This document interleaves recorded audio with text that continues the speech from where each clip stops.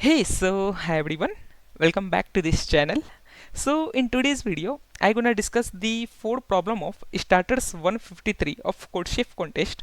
So in this video, I'm gonna discuss the fourth problem, that is problem A, B, C and D. And literally आज का सारा problem अच्छा था, specially problem D वो काफ़ी अच्छा लगा मुझे. So let's move to the problem A first. And problem A was literally very easy, so it will not going to take a lot of time to make you understand. तो इस problem को मैं एक Lehman भाषा में समझाना चाहता हूँ कि like you will be given a 3 ball of colour red blue and green. For example यहाँ पे तुम्हारे पास 3 रेड बॉल है, 2 ब्लू बॉल है एंड 4 ग्रीन बॉल है. Now you have to rearrange a ball in such a manner that no ball should be in their previous position. मतलब अगर red ball पहले यहाँ था फर्स्ट पोजीशन पे, तो इसे तुम या तो सेकंड यहाँ ब्लू बॉल की तरफ रखो या तो इसे ग्रीन बॉल की तरफ रखो. It should be not in their exact position, means ये रेड बॉल के सामने ही नहीं आना चाहिए, किसी भी रेड बॉल के सामने. So this was the problem statement. Now you have to answer that if you able to rearrange then you have to output yes, otherwise no. Okay, so this was the problem statement. तो इस problem को like करेंगे कैसे, इस पे आप चलो सोचते हैं.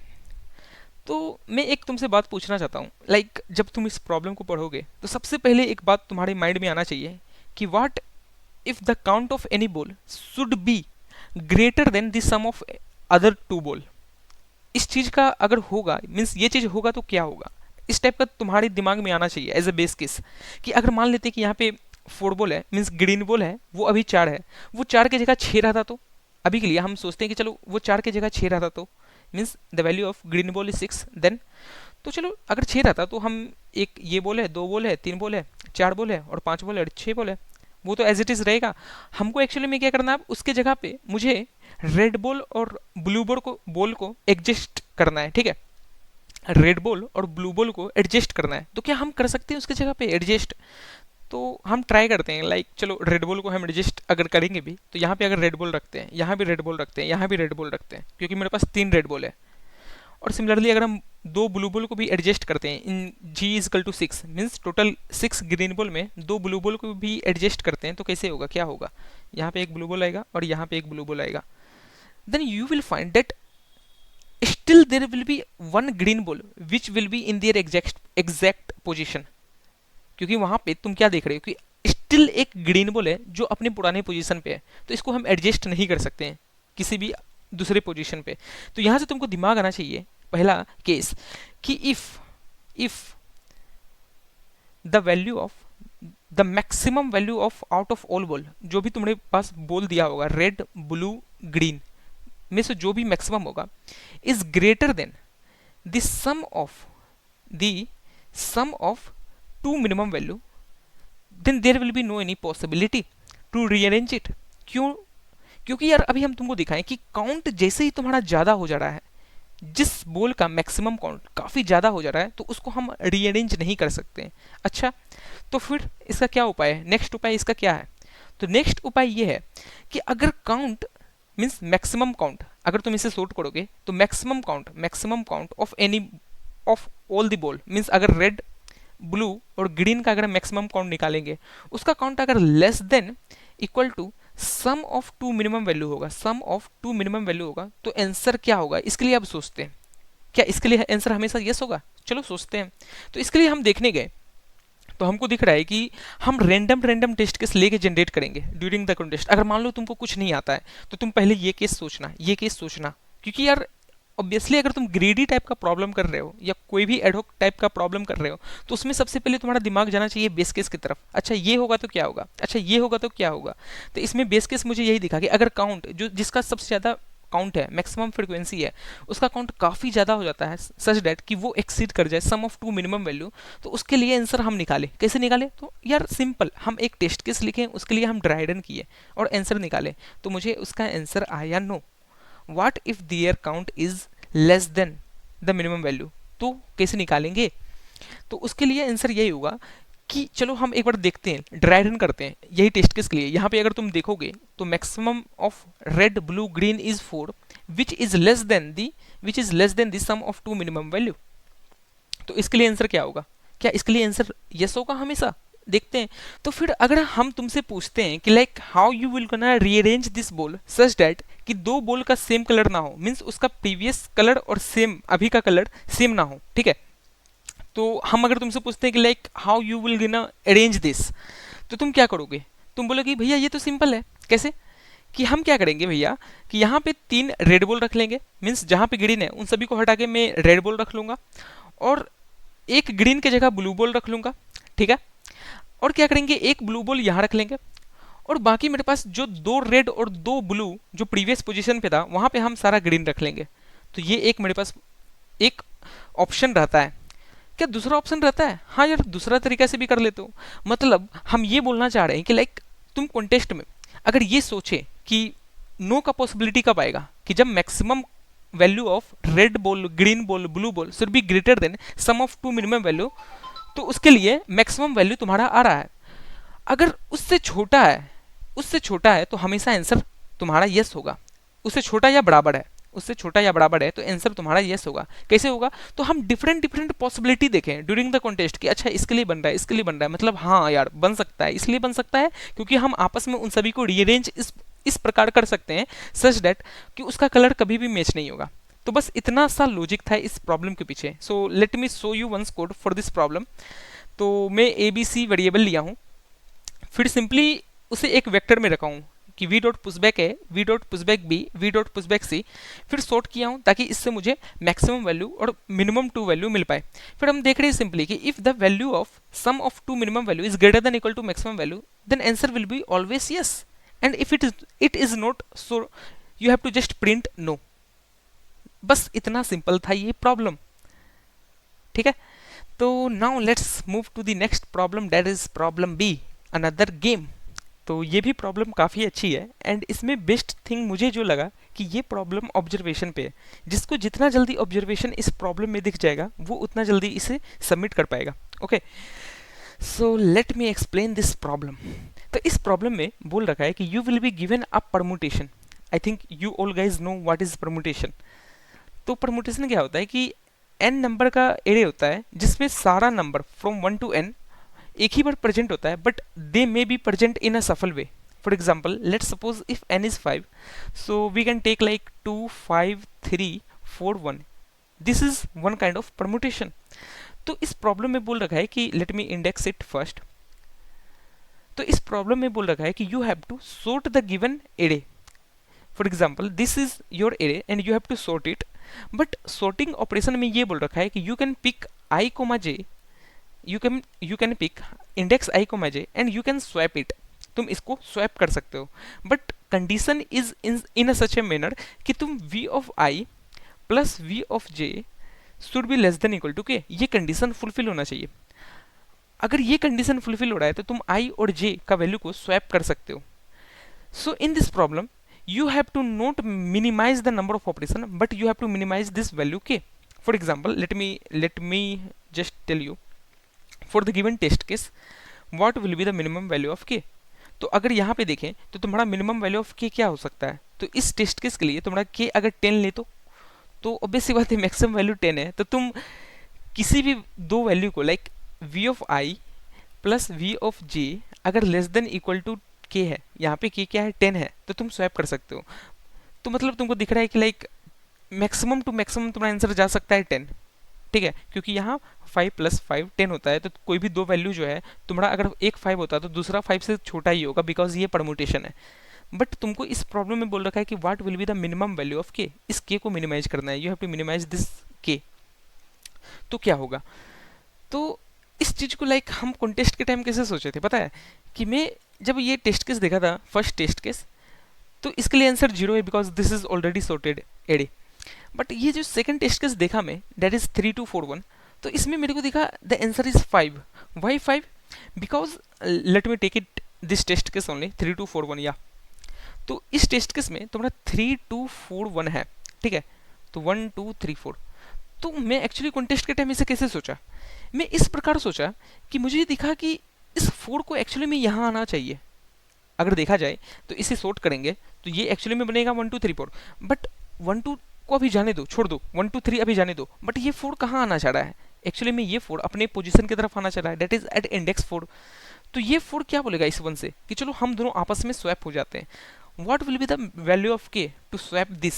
तो value of k will be nothing but v of I plus v of j, that is 4 plus 1 5। तो k का वैल्यू होना चाहिए 5। तो मुझे यहाँ से दिखा कि अच्छा अगर हम k का वैल्यू 5 लें तो इन दोनों को स्वैप कर सकते हैं। तो हम यहाँ पे 3 2 1 4 कर दिए और k का वैल्यू अभी है, अभी के लिए मेरा k का वैल्यू है 5। फिर हमको यहाँ पे इन सभी को स्वैप करना है। तो ऑब्वियस सी बात है, अब तुम्हारा k का वैल्यू 5 है, तो यहाँ पे अगर इन दोनों को भी स्वैप करेंगे तो तुम्हारा मैक्सिमम 5 बनेगा, तो मतलब आपस में इन सभी को स्वैप कर सकते हैं। तो यहाँ से हमको एक ऑब्जर्वेशन देखा कि हमको जो दिख रहा है कि जैसे ही मतलब मैक्सिमम वैल्यू अगर अपने पोजीशन पे नहीं है तो हम 1 का यूज करके उसे स्वैप कर सकते हैं। अच्छा ऐसा क्या भैया, बट चलिए अगर मान लेते ये 4 यहाँ ना हो गई, ये 4 यहाँ ना हो गई, यहाँ होता तो, और यहाँ पे 1 रहता और यहाँ पे 3 रहता तो हम तो 4 और 3 को यूज करके स्वैप करते। तुम यही बोलोगे ना, let me write this test case, कि तुम बोलोगे कि भैया अगर ये टेस्ट केस रहे तो 4 2 1 3, अब मुझे 4 को यहाँ पहुँचाना है, तब तो मेरा के इसके लिए 7 हो जाएगा। तो नहीं यार, 7 क्यों लेना, तुम इस चीज़ को यूटिलाइज करो ना, इस के का वैल्यू को यूटिलाइज करो ना, इस के का वैल्यू को सॉरी इस 1 का वैल्यू को यूटिलाइज करो ना। कैसे?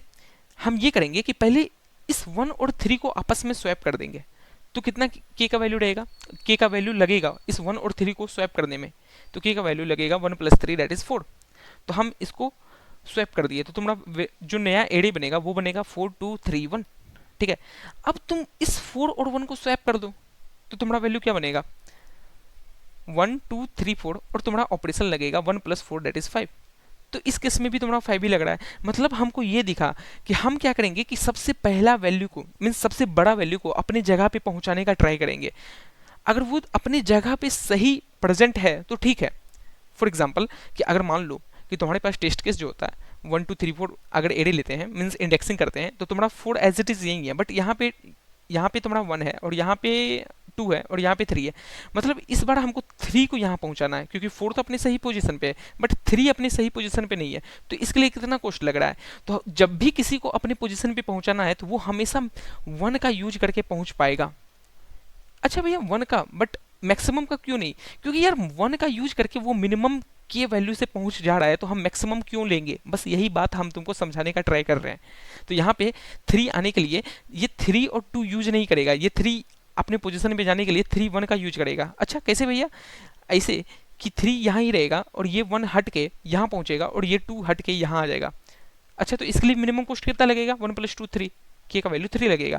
अब ये 3 यहाँ से जाके यहाँ आ जाएगा, तो इसके लिए कॉस्ट कितना लगेगा 3 + 1 दैट इज 4। तो मतलब हम पीछे से इटरेट करेंगे और जो भी वैल्यू देखेंगे कि बराबर नहीं है तो उस इंडेक्स का वैल्यू +1 मेरा आंसर हो जाएगा। फॉर एग्जाम्पल इस टेस्ट केस के लिए क्या था आंसर तुम्हारा 4 तो अपने पोजीशन पे है, ठीक है, 3 अपने पोजीशन पे नहीं है, तो यहाँ पे आंसर हो जाएगा तुम्हारा 3 + 1 दैट इज 4। कैसे हुआ आंसर, कैसे लाए? जो भी वैल्यू होगा वो 1 का यूज करके अपने पोजीशन पे आ जाएगा। तो मेरा आंसर हमेशा होगा मिनिमम वैल्यू ऑफ के will be nothing but the index जहाँ पे वो इक्वल नहीं है +1, ये तुम्हारा आंसर हो जाएगा। अच्छा तो इस टेस्ट केस के लिए क्या होगा आंसर जो हम ऊपर लिखे हैं? सिंपल, हम पीछे से इटरेट किए, देखिए सबसे पहला इंडेक्स क्या आता है 5 अपने पोजीशन पे नहीं है, तो सिंपल आंसर होगा 6। बस इतना सिंपल था ये प्रॉब्लम। तो एक बार मैं इसका लाइक टेस्ट केस भी दिखा देता हूँ कि ये ऑलरेडी सॉर्टेड है। तो इसमें हम पहले 5 देखें, ये अपने पोजीशन पे है, 4 अपने पोजीशन पे है, 3 अपने पोजीशन पे है, फिर यहाँ तुम्हारा 2 अपने पोजीशन पे है, 1 अपने पोजीशन पे है, तो इसके लिए आउटपुट हो जाएगा 0, बिकॉज यार ऑलरेडी सॉर्टेड है तो उसको तुम्हें सॉर्ट करने का जरूरत नहीं है। अच्छा सेकंड टेस्ट केस में तो अभी हम बताएं 4 अपने पोजीशन पे है नहीं है, तो आंसर क्या होगा 4 + 1 5 है आंसर। तो बस इस तरह हम कॉन्टेस्ट में सोचे, कैसे सोचे कि सबसे पहले हम बड़ा वैल्यू को लिए, उसको हम देखें कि तुमको हम अपने पोजीशन पे ले जाने में लाइक तुम्हारा एग्जैक्ट पोजीशन में जाने में तुम्हें कितना कॉस्ट लगेगा, मिनिमम की कितना लगेगा। तो हम देखें कि लाइक वो बड़ा वैल्यू 1 का यूज करके अपनी जगह पे पहुंच जा रहा है, तो मतलब किसी को भी किसी जगह पे पहुंचाना है तो वो 1 का यूज करके पहुंच सकता है, तो वो तुम्हारा मिनिमम के होगा डेट वैल्यू +1। बस इतना सिंपल था ये प्रॉब्लम। एक बार मैं इसका कोड दिखाता हूँ, लेट मी शो इट। तो इस प्रॉब्लम का कोड ये रहा तुम्हारा, let me just fetch it from where. तो इस प्रॉब्लम का कोड ये रहा तुम्हारा कि पहले ये वेक्टर में इनपुट लिया हूँ 1 से n तक, और सिंपली हम देख रहे हैं कि like if v of i not equal to i means अगर करंट वैल्यू इंडेक्स के बराबर नहीं है तो इंडेक्स को i से रिप्लेस कर दो। सिंपल सी बात है यार। तो हम देख लिए कि लाइक इफ इंड इज इक्वल टू 0 तो तुम सी आउट करो इंड, मतलब सारा का सारा वैल्यू अपने इंडेक्स पे था, और अगर ऐसा नहीं है तो इंडेक्स में एक जोड़ के उसे रिटर्न कर दो। बस इतना सिंपल था ये problem. So now let's move to the next problem, that is colourful tree. ये प्रॉब्लम भी काफ़ी अच्छी है, बट ये भी ऑब्जर्वेशन पे है। तुम्हारा आजकल एक प्रॉब्लम ए बी सी, मुझे सारा ऑब्जर्वेशन पे लगा कि अच्छा इसमें ये हो रहा है, चलो ये करते हैं। तो चलो, so in this problem I think ये कलरिंग प्रॉब्लम था ना। ठीक है। तो इस प्रॉब्लम में तुम्हें बोल रखा है कि you will be given a tree, so let make a random tree. ये तुम्हारा एक ट्री है। अब तुम्हें इस ट्री को 3 कलर में कलर करना है।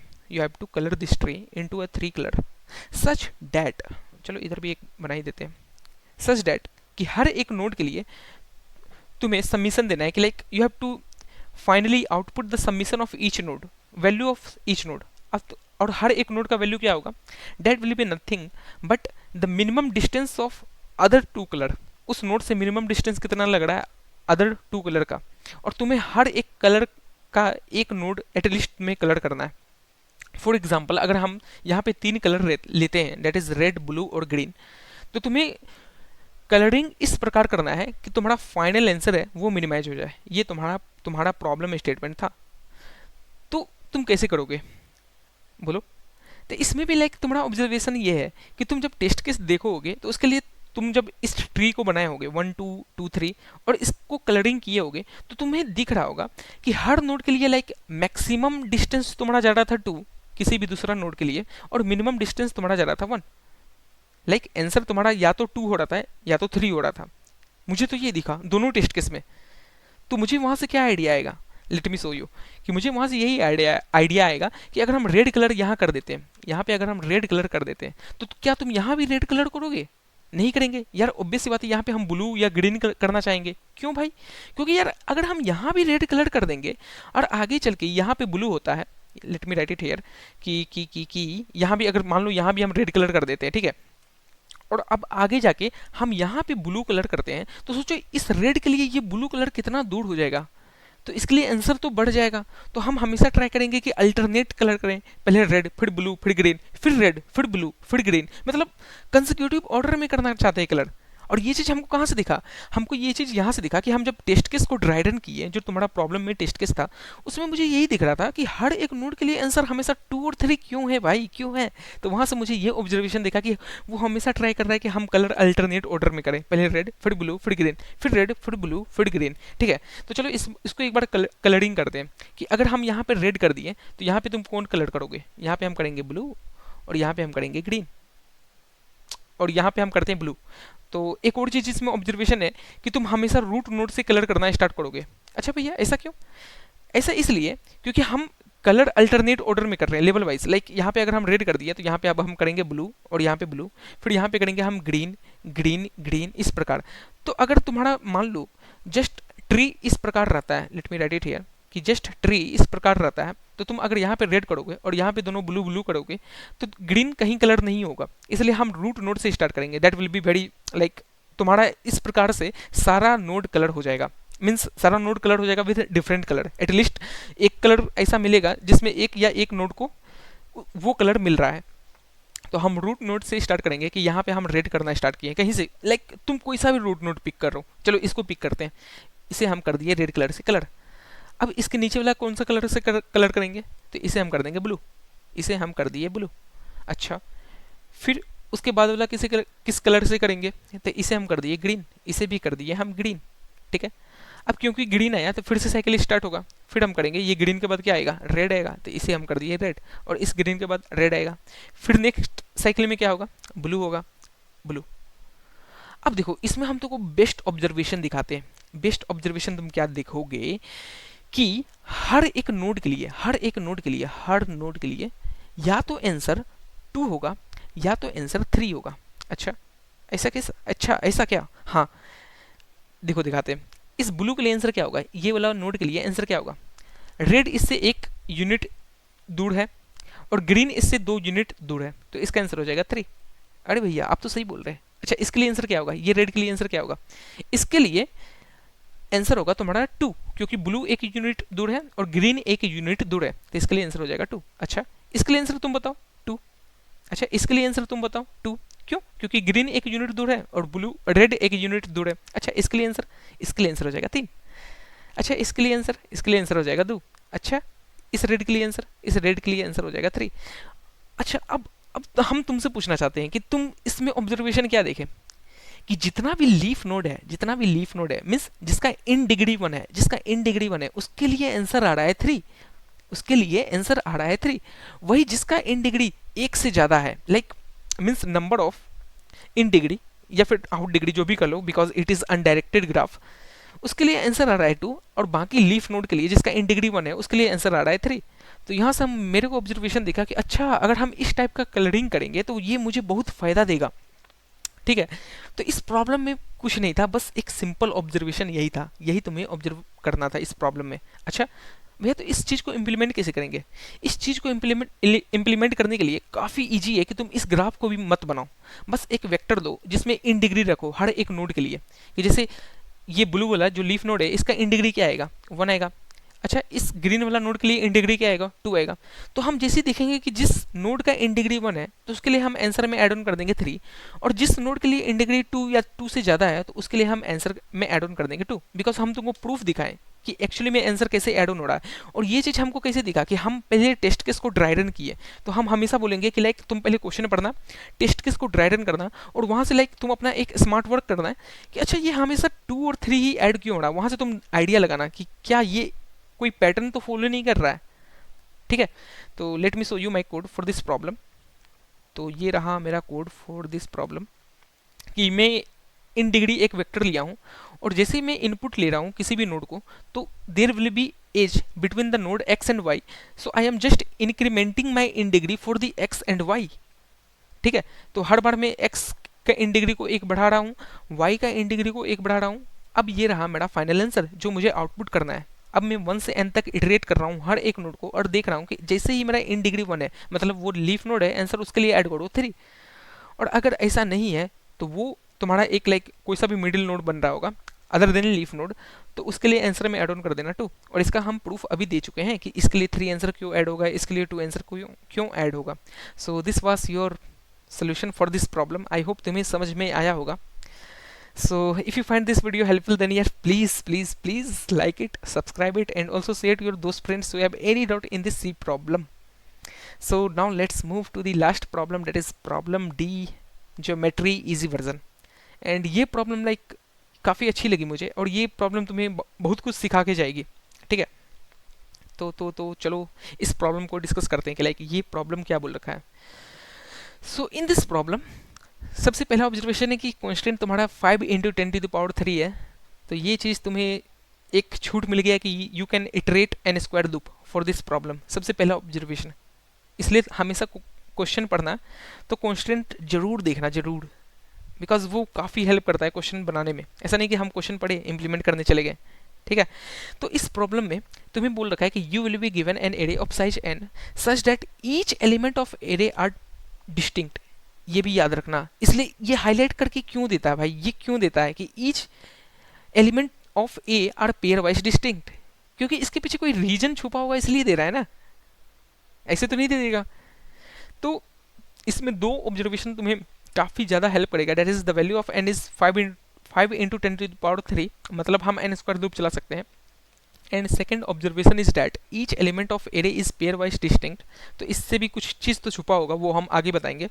तो इस प्रॉब्लम में बोल रखा है कि you will be given an array A of size n such that each element of array are distinct, so you have to find 4 integer i j k l such that this should be in the range from 1 to n and they are pairwise distinct. For example, अगर हम i को ले चुके हैं तो उससे दोबारा हम नहीं लेंगे। एंड फाइनली तुम्हें 4 साइड बनाना, उस i j k l element से तुम्हें 4 साइड बनाना है, such that the value of first side will be ai XOR aj, value of second side will be aj XOR ak, and value of means pair wise distinct XOR जो भी बन रहा है तुम्हारा consecutive element का, उससे XOR लेके बताना है कि क्या वो रेक्टेंगल बन रहा है या नहीं बन रहा है। अगर बन रहा है तो उसे तुम आंसर में इंक्रीमेंट करना है। तो इसी प्रकार से तुम्हें बताना है कि लाइक कितना तुम ऐसा पेयर मीन्स ऐसा आई जे के एल को चूज कर सकते हो सच डेट कि ये कंडीशन जो एक्सोर ले रहे हैं वो रेक्टेंगल बना रहा है. This was the problem statement. और एक और चीज है कि यहाँ पे तुमको हर एक ऑर्डर्ड वैल्यू देना है. फॉर एग्जाम्पल अगर तुम 1 2 3 4 ले लिए then 2 1 4 3 must be counted separately. मतलब इससे क्या समझ रहे हो कि अगर 1 2 3 4 एक तुम पेयर लिए हो तो 2 1 4 3 जो है एक डिस्टिंक्ट पेयर में काउंट होगा. Means distinct group of element में काउंट होगा. ठीक है, तो ये था तुम्हारा प्रॉब्लम स्टेटमेंट. और सिंपल सी बात है कि अगर तुम 1 2 3 4 लोगे तो उसका n फैक्टोरियल करोगे दैट इज 4 फैक्टोरियल 24. तो वो सारा का तुम्हें काउंट लेना है. ठीक है, तो ये था तुम्हारा problem statement. Now I gonna discuss कि like how you gonna approach this kind of problem. So let me write it on my notebook. तो सबसे पहली बात कि लाइक तुम्हें क्या दे रखा है इस प्रॉब्लम में n, और तुम्हें एक वेक्टर या एरे कुछ भी दिया होगा. So let me take a1 a2 a3 a4 a5 a6 a7. ठीक है, ऑफ 7 साइज. अगर मान के चलते हैं कि लाइक मेरा एक group of element that is a2 a4 a5 और a6, ये एक group of element given condition satisfy कर रहा है. कंडीशन क्या था कि इन दोनों का एक्सोर, मान लेते हैं इन दोनों का एक्सोर कुछ x1 आ रहा होगा, इन दोनों का एक्सोर कुछ x1 आ रहा होगा, इन दोनों का एक्सोर x2 आ रहा होगा, इन दोनों का एक्सोर x3 आ रहा होगा. और अगर a2 a6 का एक्सोर का वैल्यू x4 आता है तो कंडीशन में क्या बोल रखा था कि आपस का दो एक्सोर वैल्यू इक्वल होना चाहिए such that they can able to form a rectangle. ठीक है, तो इससे हम क्या समझ रहे हैं लाइक अगर तुम्हारे पास लाइक अगर मान के चलते कि x1 जो एक्सोर वैल्यू है वो x4 के बराबर है, x2 का जो एक्सोर वैल्यू है वो x3 के बराबर है, तो मतलब ये रेक्टेंगल फॉर्म कर सकता है. तो इसका मतलब तुम समझ रहे हो कि लाइक हम क्यों ना इस चीज़ को ऐसा रखें कि ये x1 और x2 को हम a मान लें, a या फिर p मान लेते हैं p, और ये भी p. ठीक है, और ये x2 x3 आपस में बराबर है तो इसे हम q मान लेते हैं, ये भी q और ये भी q. ठीक है, तो मतलब अगर इन सभी एलिमेंट का हम एक्सोर निकाले तो ये क्या देगा तुम्हें वैल्यू. तुम खुद सोचो ये क्या देगा वैल्यू, 0. क्यों भैया ये 0 क्यों देगा? क्योंकि यार तुम खुद देखो ये दोनों का मीन्स इन दोनों का एक्सोर p आया, इन दोनों का एक्सोर q आया, इन दोनों का एक्सोर भी q आया, और फिर इन दोनों का एक्सोर p आया. तो मतलब इन सभी को एक्सोर करेगा तो क्या वैल्यू देगा, 0, because they are same element so they will cancel each other. तो मतलब हमको दिखा कि ये प्रॉब्लम को क्यों ना हम इस प्रकार से तोड़ दें such that you have to find a 4 integer. 4 distinct तो था ये एरे, ये भी एक रीजन है देने का कि सारा एलिमेंट डिस्टिंक्ट क्यों दिया, ताकि ये प्रॉब्लम काफी इजी बन जाता है. So you have to find 4 integer such that their XOR value will be 0. ये तुम्हारा प्रॉब्लम स्टेटमेंट बन गया. और अगर तुम ये 4 इंटीजर निकालते हो तो अपने आंसर में कंट्रीब्यूट कितना करना है, 24. क्यों भैया 24 क्यों?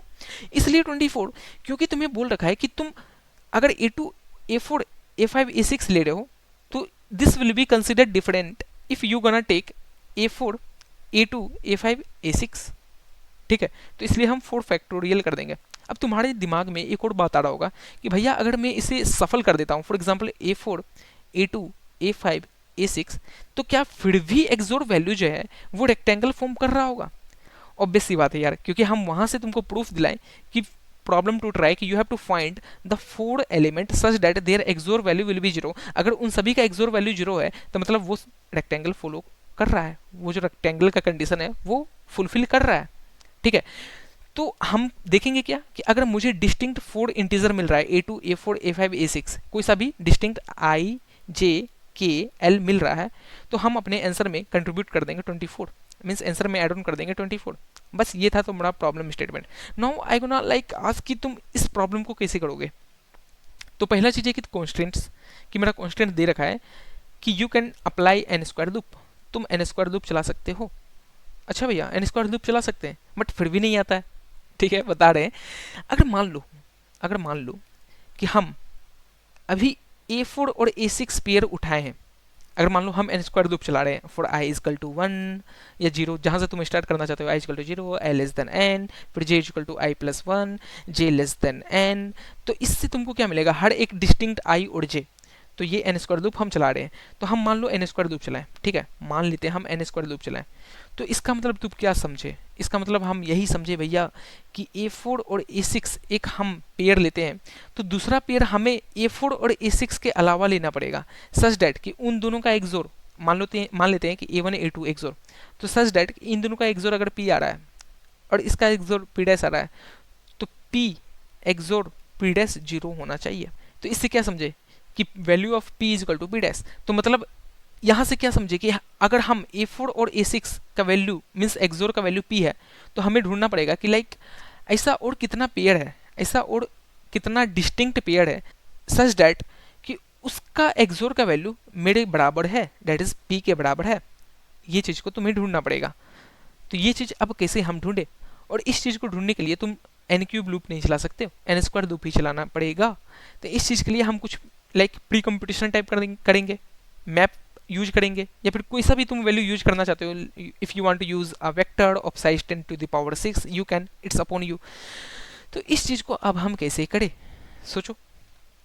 तो भैया इस चीज़ को करने के लिए क्यों ना हम ऐसा करें कि हम जैसे फॉर एग्जांपल अभी A4 और A6 का अगर पेयर निकाल रहे हैं, तो हम अपने पीछे जितना भी पेयर बन रहा होगा उन सभी का वैल्यू को रख लेंगे कहीं ना कहीं। लाइक इसके पहले P एक्सोर वाला वैल्यू का पेयर जितना भी बन रहा होगा उसका काउंट हम पहले रख लेंगे। लाइक P एक्सोर का वैल्यू का काउंट अगर 1 है तो उसको हम पहले से रख लेंगे, ताकि अगर हम P मिले हैं तो उस P वाले एक्सोर के काउंट से पूछेंगे लाइक मेरे पहले कितना एक्सोर आ चुका है, मीन्स कितना ऐसा पेयर आ चुका है जिसका एक्सोर P है, ताकि हम अपने आंसर में ऐड कर लें उसका काउंट इंटू 24।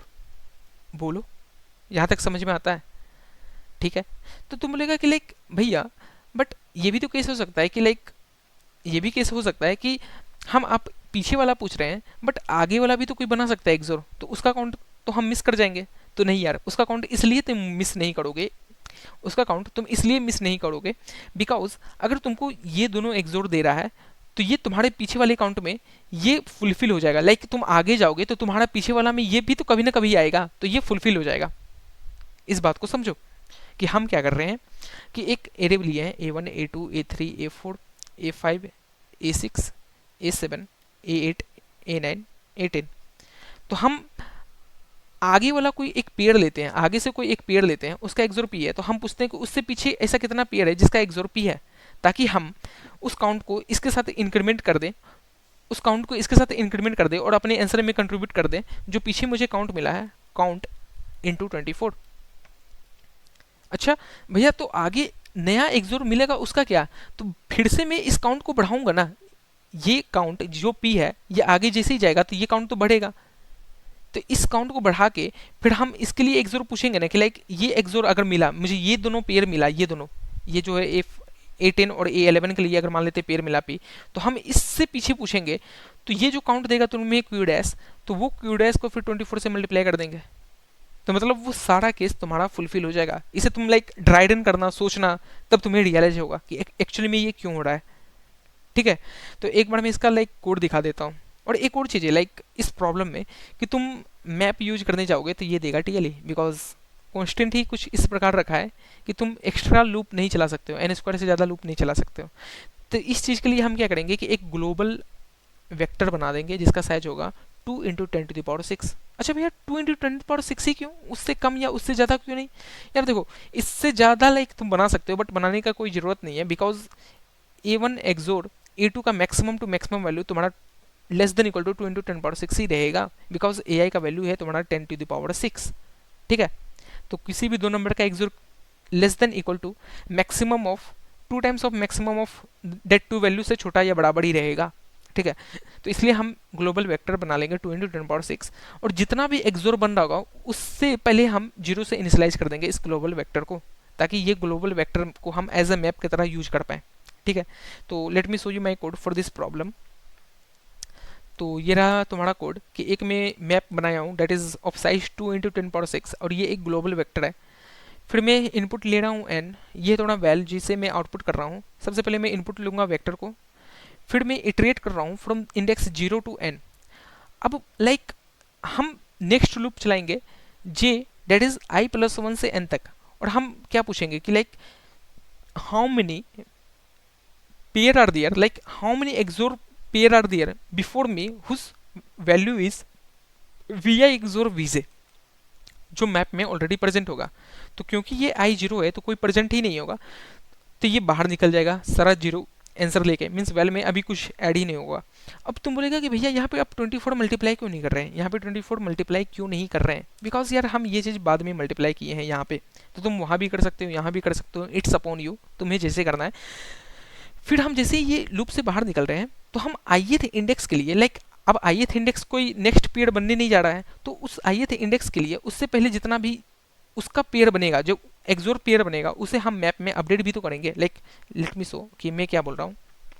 मैं ये बोल रहा हूँ कि लाइक अगर तुम 1 2 3 4 5 6 7 8 ये पेयर ले रहे हो, तो 5 और 7 अगर पेयर से तुम अपने पीछे पूछ लिए कि लाइक मेरे पीछे कितना ऐसा पेयर बन रहा है जिसका एक्सोर मैं खुद हूँ, लाइक एक्सोर मैं खुद हूँ, तो ये जब सारा चेक कर लेगा, सारा केसेस चेक कर लेगा। अब इस 5, ये जो 5 है, क्योंकि अब आगे ये 5 और 6 जब कंप्लीट हो जाएगा, ये 5 6 5 7 5 8 सारा पूछ लेगा, तो ये फिर 6 7 और 6 8 अपना आंसर मांगने जाएगा ना आगे, कि अब ये 6 7 पूछेगा कि मेरे पीछे कितना एक्सोर है जो कि ये कंडीशन फुलफिल कर रहा है, मेरा एक्सोर के बराबर है जो भी एक्सोर आ रहा होगा। तो जब हम 5 के लिए पूछने गए थे, ये 5 6 5 7 5 8, तो ये जब लूप से बाहर निकलेगा, इस लूप से बाहर निकलेगा, तो अब 6 पूछने जाएगा, तो उससे पहले क्यों ना हम इससे जितना भी पेयर बन रहा होगा इसे हम मैप में अपडेट कर दें, इसका एक्सोर का वैल्यू क्या है, इसका एक्सोर का वैल्यू क्या है, उसे हम मैप में अपडेट कर दें, ताकि कल के डेट में 6 7 पूछने जाएगा या 6 8 पूछने जाएगा कि मेरा एक्सोर, मेरे पीछे ऐसा कितना वैल्यू है जो इस एक्सोर के वैल्यू के बराबर है, तो उसके पास पहले से आंसर हो। तो इसलिए हम यहाँ पे एक एक्स्ट्रा लूप चलाए हैं, that is from j equal to 0 to j less than i, इसलिए हम लेस देन i किए हैं, और हम किए हैं कि mp of v of i XOR v of j को प्लस प्लस कर दो, मीन्स अपडेट कर दो, बस यही था तुम्हारा लॉजिक। और जो भी वैल मिलेगा उसको तो मल्टीप्लाई करो 24 से और आउटपुट कर दो वो वैल, बस। बट यहाँ पे हम बोले थे कि तुम मैप सिंपली लोगे तो वो देगा टीएलई, इसलिए हम एक ग्लोबल वेक्टर दिया ऑफ साइज 2 × 10⁶, और हर बार जितना भी पॉसिबिलिटी ऑफ एक्सोर बन रहा है उसे हम अपडेट कर दे रहे हैं 0 से, ताकि इसे हम इस मैप को दोबारा यूज कर पाएँ, सारा इसमें वैल्यू 0 से अपडेट हो जाएगा और इस मैप को हम दोबारा यूज कर पाएँ। बस इतना सिंपल था ये प्रॉब्लम। So I hope तुम्हें समझ में आया होगा, and if you have any doubt then you can ask in a comment section, I will surely reply you. So thank you, have a nice day, and please if you like this video then please yeah, like it, subscribe it, also share to your those friends who have any doubt in this problem. So thank you, have a nice day.